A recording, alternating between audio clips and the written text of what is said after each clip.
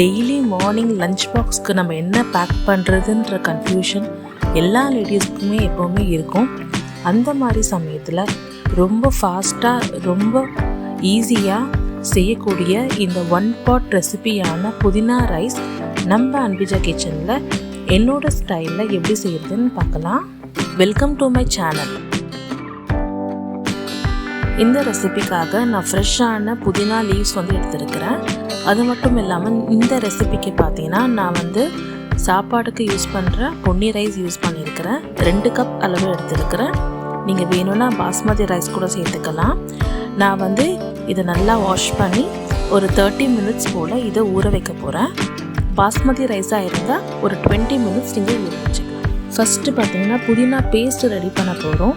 ஒரு மிக்சர் ஜாரில் 1/4 கப் அளவு தேங்காய், ஒரு பச்சை மிளகாய், 6 பல் பூண்டு, 1 இன்ச் அளவு இஞ்சி சேர்த்து நல்லா கொரகொரப்பாக ஃபஸ்ட்டு அரைச்சிக்கோங்க. அதுக்கப்புறம் 2 கை அளவு புதினா சேர்த்துக்கோங்க.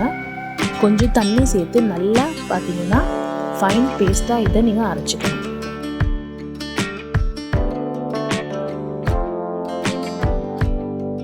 புதினா ரைஸ் எப்படி செய்யுதுன்னு பார்க்கலாம். ஒரு குக்கரில் பார்த்தீங்கன்னா 3 டேபிள் ஸ்பூன் அளவு எண்ணெய் சேர்த்துக்கோங்க. எண்ணெய் நல்லா சூடான பிறகு கொஞ்சம் பட்டை கிராம்பு மசாலா சேர்த்துக்கோங்க. பட்டை கிராம்பு மசாலாவோட ஃப்ளேவர்ஸ் ஆயிலில் இறங்கணும். அதுக்கு பிறகு ஒரு 3 வெங்காயம், அதாவது மீடியம் சைஸ் ஆனியன் நல்லா ஃபைன் சாப் பண்ணி சேர்த்துக்கோங்க. நல்லா வதக்குங்க. வெங்காயம் பார்த்தீங்கன்னா ஒரு கோல்டன் ப்ரௌன் கலருக்கு வரணும். அது வரைக்கும் நல்லா இதை வதக்குங்க.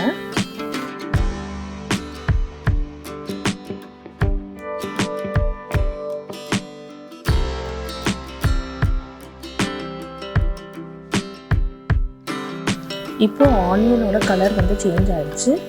இப்போ நம்ம அரைச்சி வச்சிருக்க இந்த புதினா விழுதை சேர்த்து நல்லா அதோட பச்சை வாசனை போகிற அளவுக்கு நல்லா வதங்கணும். நம்ம சேர்த்துருக்க இஞ்சி, பூண்டு, பச்சை மிளகாய், புதினா, தேங்காய் இதோட பச்சை வாசனை போகிற அளவுக்கு நல்லா இதை நீங்கள் வதக்கிக்கோங்க.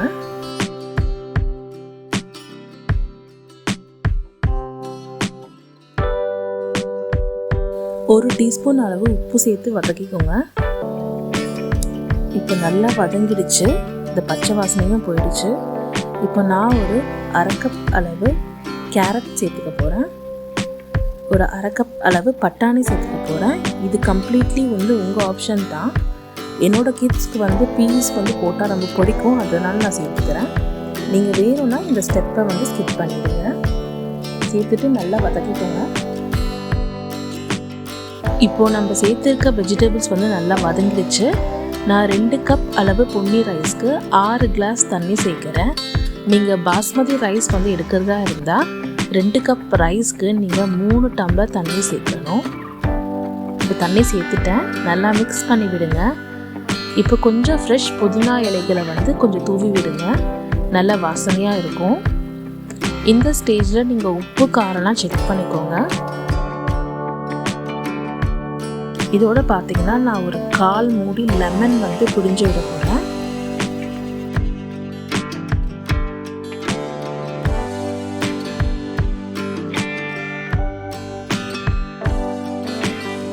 தண்ணி நல்லா கொதிச்ச பிறகு இந்த அரிசியை இப்போ நம்ம சேர்க்க போகிறோம். சேர்த்துட்டு நல்லா மிக்ஸ் பண்ணுங்க. நல்லா மிக்ஸ் பண்ணிவிட்டு குக்கரோட மூடியை போட்டு மூடிட்டு விசில் போட்டுட்டு ஒரு 2 விசிலில் குக்கரை நீங்கள் சிம் பண்ணிவிட்டு 2 மினிட்ஸ் கழித்து நீங்கள் குக்கரை ஆஃப் பண்ணிவிடுங்க.